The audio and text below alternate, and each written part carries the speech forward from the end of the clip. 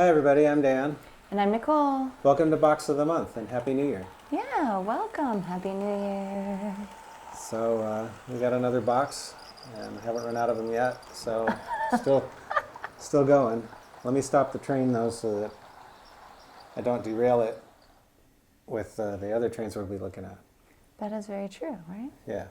And so I happen to have this box this box is heavy. This box next to me. Oh my goodness. Maybe it'll just stay on the floor. Yeah, you can just leave it on the floor, it's fine. And I'll just pull some boxes out of it. Oh my goodness. It's really heavy, you guys. That is heavy. This one, looks like we got some Okay, freight cars. so yeah, we're going to start with this Atlas one while I'm pulling some other ones out. Oh, okay. All right, this is an Atlas corn syrup tank car. I think this was one of my Corn syrup. first modern Atlas cars, if you could call it that. I think these were from the early 2000s when these came out. They're really nicely detailed. Kind of a better grade of detailing than anything I'd seen up until that time in this type of tank car. So they're a little hard to get out of the box. Goodness, aren't they? Gotta be really careful with the foam. But yeah, they're pretty nicely detailed cars. I have a few of these in different markings. Yeah, this one is liquid sugars, so it's got LSIX reporting marks. Okay. So That's cool. yeah, looks like I put some Katie shelf couplers on it. So Nice. When I was a kid, I thought all of those carried like gasoline. I Oh. thought for sure like all that stuff carried gasoline. Yeah, Anything I saw that looked like that. yeah, Yeah, because Yeah. you know at the gas stations, the trucks were those big silver trucks, and I was like, oh yeah, that totally tracks that dumps to that. And then we talked about it, and I was like, wait, there's oils in there? So that was very interesting to me. yeah. Now I look at those things like a lot closer to see what the markings are. So this is a different Atlas tank car. I can tell by the packaging that this one's a little newer because it's got a two-piece plastic cradle instead of the foam thing. I'm glad they got away from the foam things because it's really hard to take the cars out without damaging them sometimes. Don't you think that the plastic cradle degrades a little bit more over time, or no? Well, this is yellowed. It's still functional though. Okay. I mean, eventually I may have to dump some of the boxes and just store the cars. Well, hopefully store them on the layout would be ideal, but you know. So this is a vegetable oil car. I know that because it says vegetable oils on the side. Yeah. And Cargill markings. So CRGX reporting marks. Nice. It's a little longer than the corn syrup car. It is. Yeah. I'm pretty sure that that has to do with weight. That whatever commodity they're carrying, heavier ones, the cars tend to be shorter because they have a load limit on how much load they can put on the axles. Oh, okay. So lighter things can have bigger cars because All right. it's not as much. So anyway, if that's wrong, I'm sure somebody will correct me on it. This one is, what is this? Okay, liquid fertilizers. Okay. So this is another Atlas tank car. My last layout, that was a permanent layout, had a sort of a California Central Valley theme. Oh. So I had a lot of agricultural type stuff. Okay. So a lot of tank cars. Yeah, 'Cause tank I'm cars and covered hoppers. Holding another one right here. Yeah, this has GATX leasing reporting marks. This one is actually interesting. It's sort of pre-weathered a little bit. The car is actually not black. It's sort of a very dark gray. And the markings are stenciled on black, so like as if the car had been re-stenciled at some point. Oh, interesting. So it's kind of cool. It's actually a fairly hefty car too. And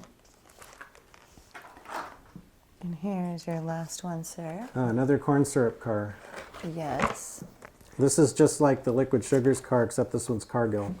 So it's got the same paint job as the other cargo car, but it's a corn syrup car. And we have a bunch of these Genesis boxes. Ooh, Genesis boxes. Yes. Yeah, these are really. One is really big down there. They have these holes in the back. You're supposed to be able to use them, your fingers, to push the car out, which kind of works, but it's really hard because they have all this little, railings and stuff on them that's very delicate. I love how you said that. You're supposed to be able to, and you're like, rough. Oh my goodness. So anyway. So will Paint you cars. rebox those then at some point in time because they're just a pain in the butt to get into, or? Maybe I'll probably store them. I don't know. Sorry. I like those. There's these boxes from a company called Grand Central Gems, I think, that I store some of my locomotives that I've detailed in them because it has okay. like a foam trough and then a little, almost looks like one of the baggies from the grocery store that you put vegetables in, but you use it like a little sling around the model, and you can lower it into the foam trough. And I like it because it stores the models upright, which is good, especially for locomotives, because some boxes will store them on their sides, and sometimes if they're oiled, they will leak. Oh, okay. And so storing them upright is good. And then the little sling thing prevents damage from the foam, because sometimes the foam will actually catch small parts and pull them off if the engines have a lot of little fussy Little details. pieces, Yeah, yeah. so it makes it less likely that they'll get damaged. And you really like to add a lot of little Yeah, fussy details. I So do. that's probably really good for someone like you. yeah, it is. They're a little pricey, those boxes, but I think Are they? they're worth it. Yeah, Okay. but mostly I store engines in them, not cars. Let me take this. So this is a Genesis. What do we got? Oh, it's a cotton belt GP40-2. I had a feeling it was so heavy that I couldn't pick it up. I was like, there's definitely one- engines in here. I hear loose parts, so it looks like I've done something to There's this. some loose parts right here in this top area.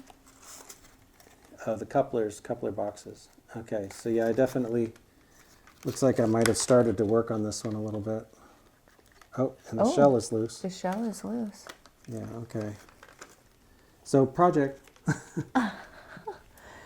Oh, okay. It snaps into this shell.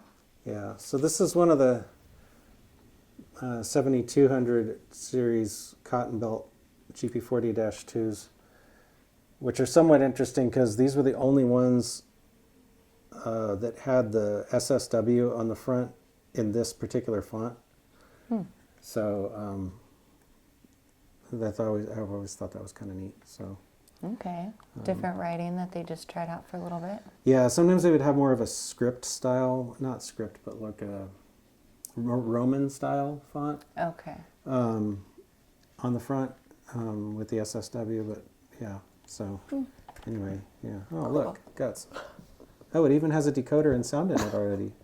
Oh my god. Look at that. Oh look, guts. Looks like this looks like a Loc Sound Select, which is this a few years ago probably I started working on this. Okay. So, and it looks like I took all the lights out too, probably in preparation for converting it to LEDs. So, Do you want to hold that to the side so it can stay out? yeah, I'll just put that over here. I'll just put that over here. Yeah, There you are, sir, your next one. yeah. And this is another Genesis. Oh, this one is interesting. What's this one? It's like a GP39-2. So that's a little different. GP39s were not as common. This is actually in the Portland and Western. Is that? Oh, okay. Which Oh, is you've got a little. Yeah, these little handrails pop out really easily. Okay. I think I got this one kind of as sort of a souvenir. Not that it was a souvenir of me going anywhere, but it's from Oregon, and that's where I met you. So, Well, that is true. so and there's the We did do a lot of rail fanning though in Oregon, to be honest. we did, So, yeah, and we a saw lot of that fun, there's the Corp, Central Oregon and Pacific, which nowadays uses the same paint scheme. I think they're owned by the same parent company. So sometimes engines, we'd see engines like this, okay. It's Lovely. yeah. So just that over there. There's a lot of really good rail fanning sites in Oregon and in Washington, to be honest. A lot of good nature and rail and Yeah. canyons and rail and rivers and rail, and Yeah. I love it. I love it when we were chasing the 4449 and the sun was setting and you could just see across the way over the Columbia, like the steam from the train. Mhm. I mean, it's just such an amazing picture. It's such a great time. Yeah, that was a fun day, That was. or a couple of days actually. Yeah, a couple of days, but that particular moment was just like really awesome. There's another Genesis. Can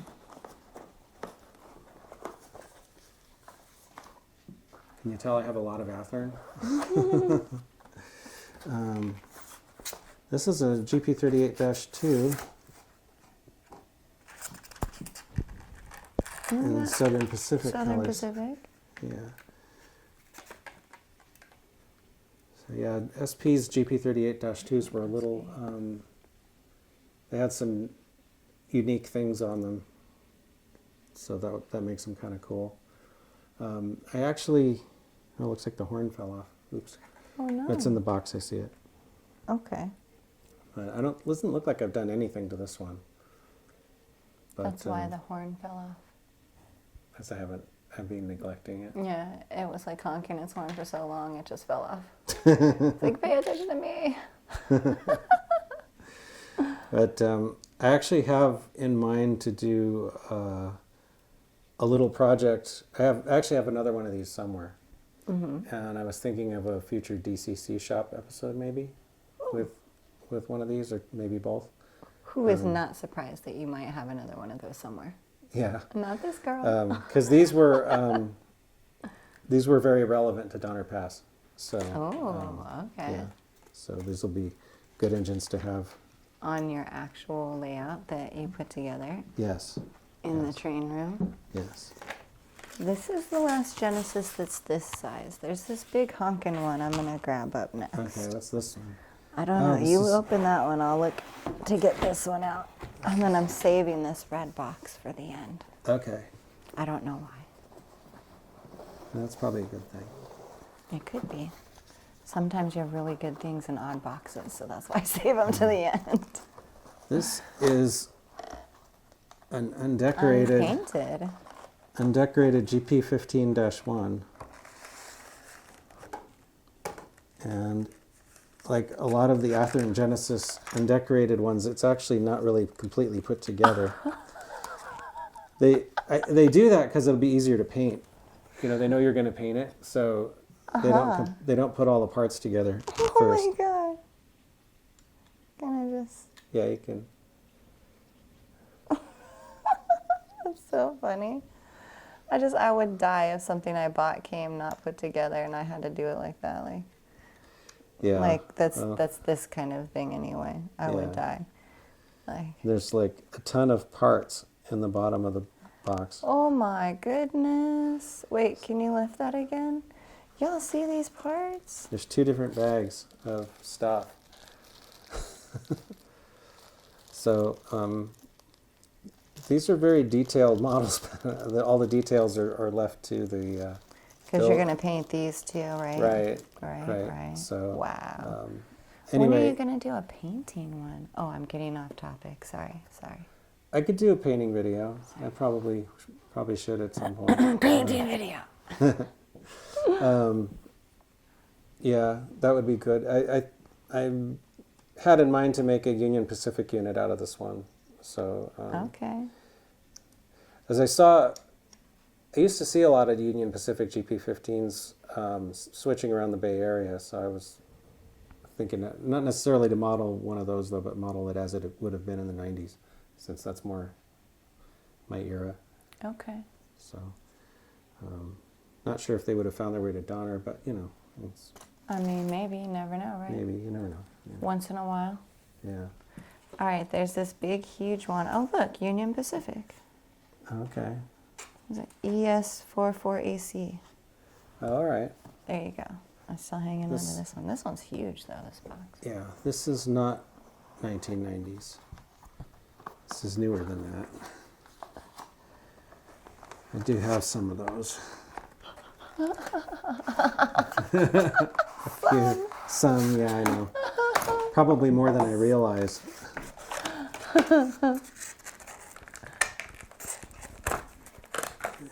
Union. Yeah, basically Union Pacific, GE and the flag scheme. GEVO, you know. GEVO. Yeah, that's what they call them. I think Union, what was this? Does that say C44 or C45? Can't. I think it's You a want me to try C45 to read it? ACCTE. I don't know. Union Pacific has their own designations for their engines sometimes. Looks like I did put couplers on it. I don't know. Doesn't look like maybe. Well, I'm not sure. I'm not sure what I've done to this one. Anyway, it's a cool looking engine. This is like kind of what you see out on the road. That's what I've you know. seen a lot of. Yeah. Yeah. So, yeah, I have enough modern diesel power to put together probably a fairly good diesel consist with, you know, all modern UP or BNSF engines. That'd be cool. Yeah. It'd be cool to be able to run a lot of different eras. Okay, so what's in the red box? Okay, this is It This is says Santa special. Fe, but Santa Fe. Yeah. what's this- in the red box? This is a special engine. Mm. This is a model of Santa Fe 1010, which is a 262 Prairie type steam locomotive. Ooh. And this is an engine that we actually went to see in Sacramento. I don't know if you remember, a few years ago we went to the State Railroad Museum. Yeah. And they actually, I wanted to go right then because they actually had 1010 out on the display floor, which they don't always have it out That there. was the one you wanted to go for. I I remember did, that, yeah. I wanted to, because I didn't have any, there are very few photos of the back and like what the tender looked like and all that kind of stuff. And I wasn't sure how accurate the model was and everything, so I wanted to get some photos and kind of see. Okay. But anyway, this is a pretty nice Can So, we hold that one? key imports. Yeah, you can hold it. So yeah, this one will need obviously paint and Sometimes like, why do you get a brass and then paint it though? because I Like- want it to look like it looks the real one. It's so pretty. I mean, I understand why you're gonna paint the, gray blobby train. What you don't think gray plastic is cool? No, probably not a good color. This is so shiny and pretty though. Yeah. This is really, really cool. Nice. Nice detail. I'm loving these steps. So I thought this one could be, if it had been restored to operating condition, that gives me an excuse to run it on the layout. I think you should make sure that excuse happens. Yeah. Yeah. So Awesome. anyway, it's pretty. I like this picture that comes Pretty with neat it too. model. That's Yeah, I cool. bought that. That didn't actually come with it. That's Oh, did you buy it from the Railroad Museum? bought it from somewhere. I'm not sure. I tried to. I've been trying to collect photos and slides and things of 1010 when I get the opportunity. So I've been doing that for quite a while, Okay. along with other things. But I also was really Nice. happy to be able to go there and take my own pictures. Because that, Yes, you that was know, a fun day anyway. yeah, because you can see this is like a front 3/4 view, which is the classic roster shot for most kinds of trains, and that seems to be what everyone wants, and nobody ever takes a picture of the back or little details too much. It really doesn't seem like it anyway. Agreed. Yeah. Top roof shots are Yeah. hard to find too. This That's why I'd like to get the drone. I'd really just like to get like 3 or 4 cameras on the train in different angles, and that way you could just cut between them and, you know, make some really good short little, you know, I think that'd be really cool. That would be cool. Yeah.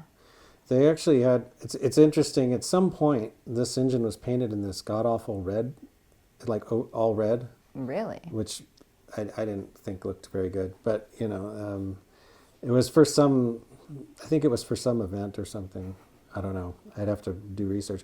They also have it, you can see it here in this photo, they have like this fake coal load on the back, even though it was an oil burner, which I think they did that just for looks.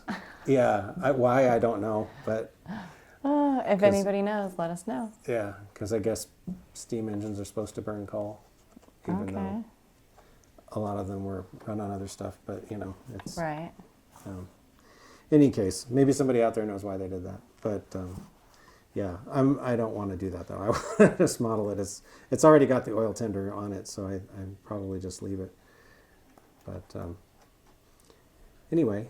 Awesome. Yeah, so well, that's everything. That is Empty everything? box. Yep. Okay. I can finally pick it up. Okay. Cool. All right. Well, I guess that'll do it for this time then. Yeah. Well, those are some cool trains, though. Yeah.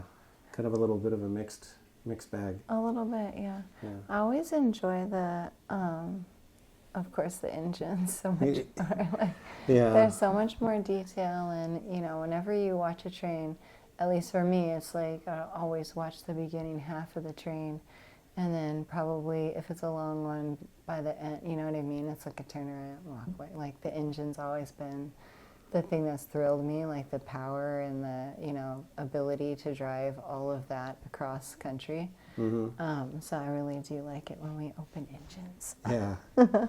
Yeah.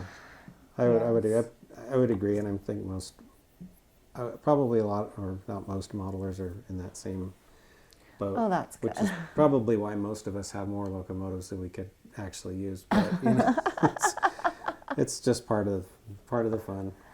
Well, that's good. Yeah. But anyway, I guess that'll do it for this time. Yeah. And I want to thank everyone for watching. And if you like and subscribe, that really helps, and we appreciate it. So we'll see you next time. Bye, guys. Bye.